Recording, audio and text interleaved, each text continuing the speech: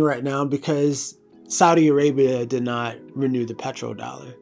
And now there's information being leaked out in the news that Saudi officials might have been aware of 9/11, but there was also an Israeli component involved in that. And this was a dual mission for a greater cause of trying to consolidate the world and trying to consolidate freedoms so that it can all be centralized.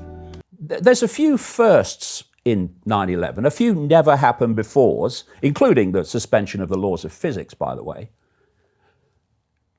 Whenever there's an air crash of any kind, the investigators establish the nature and proof of the nature and identity of the plane or planes. And they do this very simply with every crash. They take the parts they found, and every one has a serial number. They then check the maintenance logs of the plane, which every time a part is changed, and there's some called time change parts, which have to be changed in a period, whether they're damaged or not, or worn or not, they have to be changed. And they see that the maintenance log code for that part and the code on the part found at the crash are the same.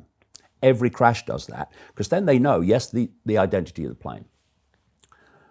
On 9/11, to this day, that has never been done. They have never established, in the simplest way possible, that those 4 planes that left the airports were the ones that hit the building and crashed in Pennsylvania. And I know this for a fact because the FBI had had to admit it. There was a Freedom of Information Act request for the documentation showing that that was done to prove that the planes that left the airports were the ones that crashed.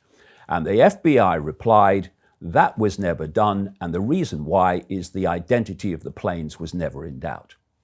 Well, when you read the book, you'll find that the identity of those planes was absolutely fundamentally in doubt in terms of whether they were the same planes. I say they weren't. How about this? Every time there is a hijack, the first thing a pilot has to do is punch in a 4-digit code. Immediately, it takes that long. And on the ground, they realize there's a hijack. Happens every time, except on 9/11. None of those pilots on those 4 planes, none of them punched in the hijack code that day. Like I say, it's never happened before all over this story. And in every aspect and every area you look at, the house of cards comes falling down. And I just repeat again before I just finish this point. If I can do it, then the mainstream media have been able to do it worldwide for the last 18 years. Why haven't they? Why haven't they? Which would never even get close to the heat necessary to destabilize a building. And Building 7 coming down through fire, not even from a plane hit, but from office furnishings, official story, makes it before and since, in the whole of architectural engineering history, the first steel frame building to fall and collapse because of fire. Most people won't realize there are groups of experts in their field, like architects and engineers for 9/11 Truth, pilots for 9/11 Truth, firefighters for 9/11 Truth, a great stream of them that have been created since 9/11 to challenge different aspects of the official story, which makes no sense.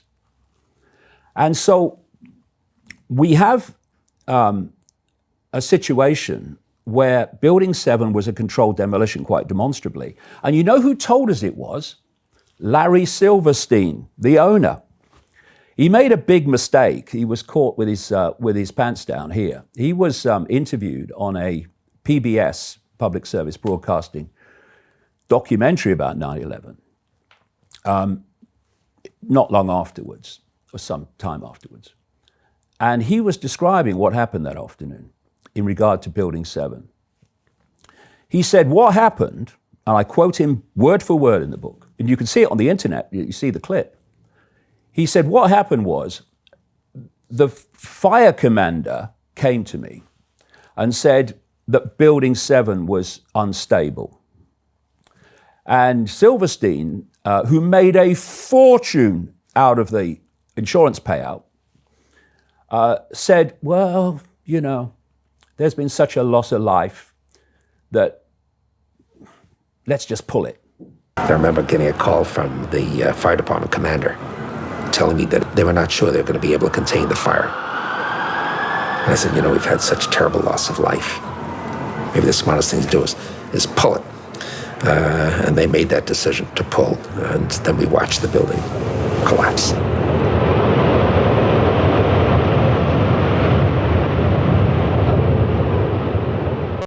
Means controlled demolition, the building. And he said, and then we sat there later in the afternoon and we watched the building come down. One, that fire commander has never come forward and said, yes, we had that conversation, never happened. And secondly, there's this little matter. First of all, fire officers do not demolish buildings, experts do. And secondly, it takes weeks to put the charges in the right places within a building the size of Building 7 for the building to be made to fall on its own footprint in a controlled demolition, which is exactly what Building 7 did. So, first of all, building experts say it's a controlled demolition. And secondly, Silverstein said it is, and describes a story of how it came down, which is absolutely impossible. And I would say this to the mainstream media. Why does it take people like me to ask those questions? Why haven't you asked questions about the blatantly bloody obvious in regard to that alone in the last 18 years? So Building 7 was a lie of massive proportions. Then you look at the Twin Towers. The Twin Towers fell in free fall speed, a mean figure of about 10 seconds. And for some, see, the official story is that the towers fell because the weight of the falling debris above was pancaking and collapsing the building below. Well, hold on a minute. You know, I didn't go to a good school, but I am able to work out that when something pancakes, there's resistance. So how did both towers fall in free fall speed? Because all the resistance below had gone before the debris above actually was able to strike it. But that's not a problem. Not a problem. What you do, Brian, is you get experts in, building experts. You get them to look through the steel and the rubble, and they'll tell you what brought the building down. If there were charges in the building, they will be able to find that. So it's not a problem, except the man in overall charge of the criminal investigation into 9/11 was a guy called Michael Chertoff, a rabid ultra-Zionist extremist who oversaw the whole criminal investigation. In the hierarchy underneath him, the decision was made to clear the World Trade Center site as fast as possible of the rubble and the steel in both the Twin Towers and Building 7 and take it to two scrap yards in New Jersey and the New York area.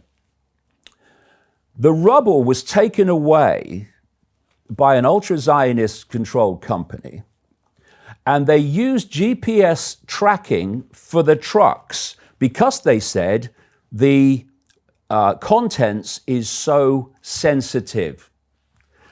Sensitive?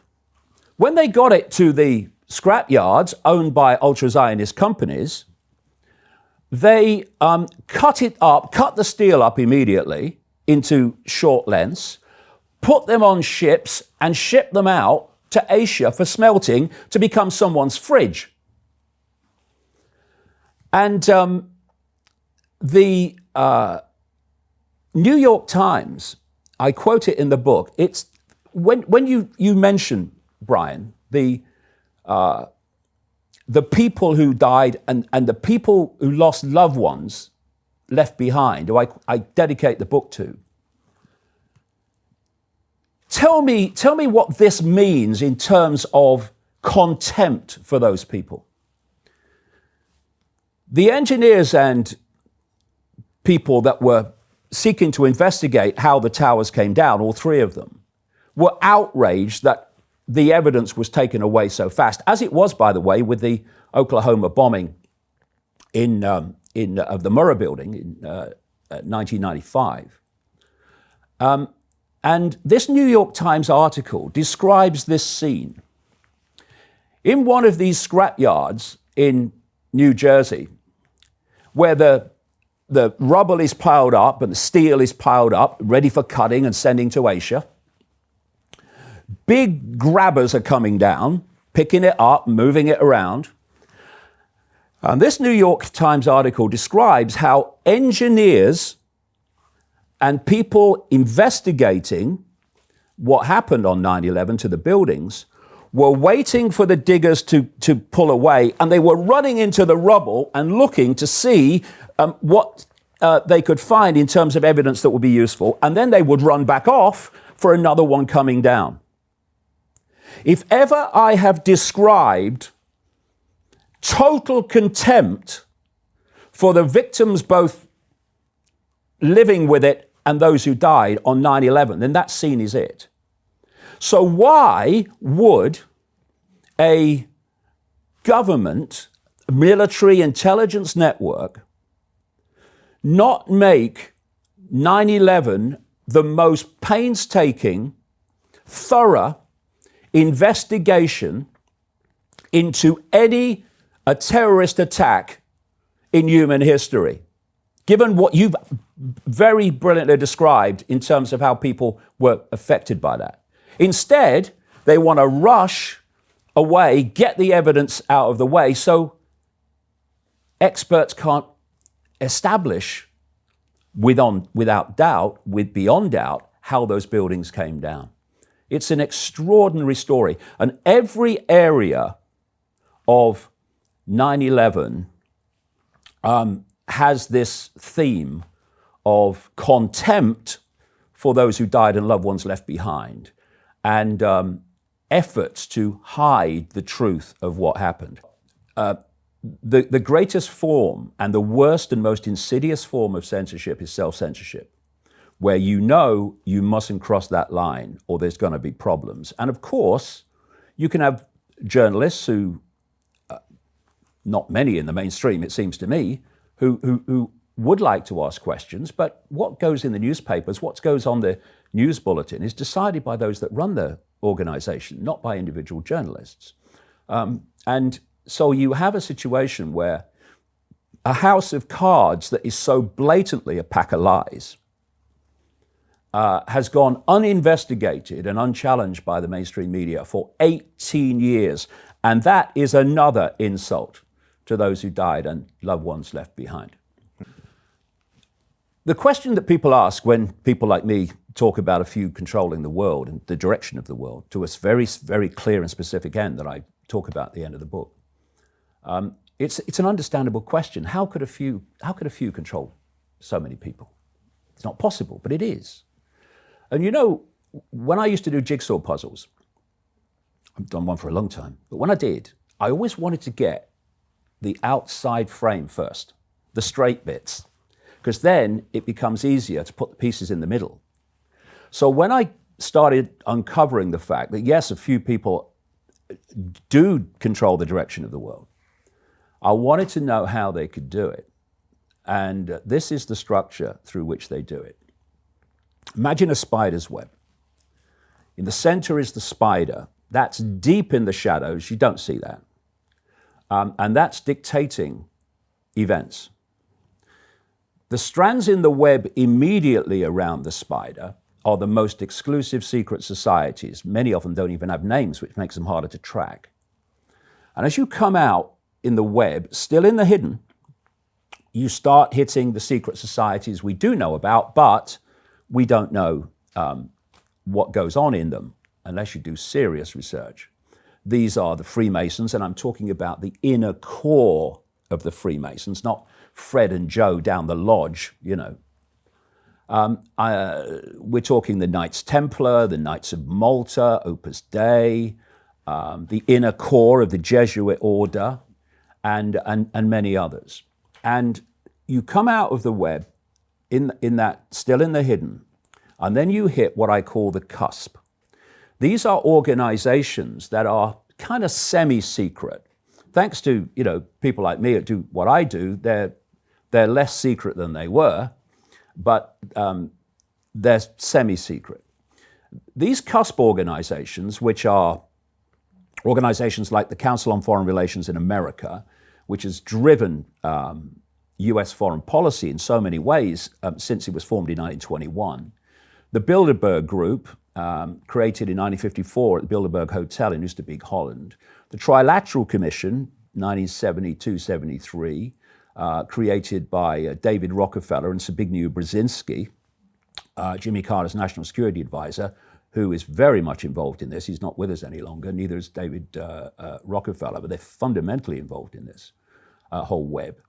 And the Club of Rome, which was formed in the 1960s, specifically to exploit the environment as a problem to which a solution could be proposed. And what I said, just a very brief aside, but it's important given current events. What I wrote years ago, decades ago, was that the reason we're having what I call the human-caused global warming hoax, people say, well, why would they hoax? Why would they lie to us about that? Because it is a problem, or in this case, a manufactured problem, to which they can offer a solution. And I said, what the solution's going to be, this is decades ago, is to say that they must have centralization of power over the fine detail of people's lives and lifestyles to save the planet. That's what's coming. And now, of course, it's here. And so you've got these cusp organizations, and what their role is, they pull together people in politics and banking and business and intelligence and media, is to take this, if you like, the spider agenda from the shadows and play it out through into the mainstream arena. And at that point in the web, we're in the world of the scene. We're into governments, government agencies, the so-called deep state, which I've been writing about for 30 years nearly, and now it's common parlance, the deep state. The banking system, corporations, etc. And you see decisions being made, like with Silicon Valley and all the censorship of alternative information, including that about 9/11. They seem to be random decisions being made in the world of the scene, but they're not. If you go back into the shadows, those random decisions are not random at all. Because if you go back to the spider level, Facebook is Google. Google is Amazon. Amazon is the banking system. The banking system is the biotech cartel, is the big pharma cartel, is government at its core controlling level. And you start to realize that actually this web is what's pulling it all together. I kind of see the world like this. I've shown this map before. I didn't put this together, by the way. I'm not taking credit for this. I'm not exactly sure who put this together, but this is the way that I kind of see the world. Peak centralization. The world's been taken over by bankers. We have the BIS at the top. Most people don't even know about the BIS. It's the central bank above all the central banks. They were started after World War II to help Germany pay their reparations. We have the BIS at the top. We have the central banks below that. Then we have the policy makers, of course, the World Economic Forum, everybody's favorite Bond villain, Klaus Schwab. Below that, we have the distributors, the United Nations, IMF, World Bank, et cetera. Below that are the enforcers. That's your local government. So let me give you an example of how this worked. About 2 years ago, the entire world locked down at the exact same time. the exact same time. We've never seen the world coordinated like that before. How did that work? Well, we have the bankers, the policymakers, WF, and then we had the distributors, the WHO. So they went to the enforcers and said, hey, we have this policy, and through the bankers, we're going to give you a bunch of money if you do this thing. It's all about the money. So that's peak centralization. We can see that the United Nations has been transformed since we met in Davos. They're talking about a complete overhaul. They call it a quiet revolution. A coup of bankers. It's a quiet revolution. That's their words. The UN once dealt with only governments, but they realize it can't be achieved without partnerships involving governments, international organizations, and the business community. They call this the public-private partnership. Peak centralization. And, you know, in terms of 9/11, it's through this web that it was pulled off with only a very, very few people needing to know about it because of this system that all intelligence agencies use, and funnily enough, secret societies use, of compartmentalization. Example, you look at the Freemasons, the vast majority of Freemasons in the world are on the bottom 3 levels of degree, the blue degrees. That's as far as they get. But in the Scottish Rite of Freemasonry, there's 33 degrees, and then there's other degrees above that most Freemasons don't even know about, where the real deal is. And so the vast majority of Freemasons, they have no idea what other levels of Freemasonry know. And this is how intelligence agencies work. They call it the need-to-know principle. Only let people within the organization know enough to do their job, make their contribution, but not enough to know how their contribution fits in with everyone else's to create a very different picture to what the individual contribution looks like in and of itself. And so this compartmentalization means that so many people can contribute to something like 9/11, but they have no idea that their individual contribution is part of it. You know, if you want to hide a technology about actually what it is, you get the different parts made in different areas of the world, different places, different companies. So they're making a part. They don't know what it's part of. The only people that know what the technology actually is are those right at the end, the very few, who put the parts together. I've been invited to this rally outside Raycon because I'm currently on day 10 of a hunger strike to protest the New Zealand government's support of Israel's genocide. One of my 3 demands is that the New Zealand government stops Raycon, which is this company right here, from producing weapons components that are then, they produce crystal oscillators, which are then sent to the United States and may end up in weapons that are used in Israel's genocide. There are huge question marks around this company, and the government knows about it, and it is their duty to investigate them. Everybody else is in ignorance. What's this for? I don't know. Mine's not to reason why. Just make it, mate. And this is how compartmentalization works. And it means that very few people need to know to make something like this happen. So if you look at a police force, you have to control very few people in a police force to dictate who is prosecuted, who is not prosecuted, what's investigated, what's not investigated. You only have to control those positions in the police force that make those decisions. All your rank and file police then react to those decisions. Oh, don't investigate him, don't investigate that. And this is how it's done. Very few people have to be aware of 9/11 to make that happen. And that's how the whole web works. Okay.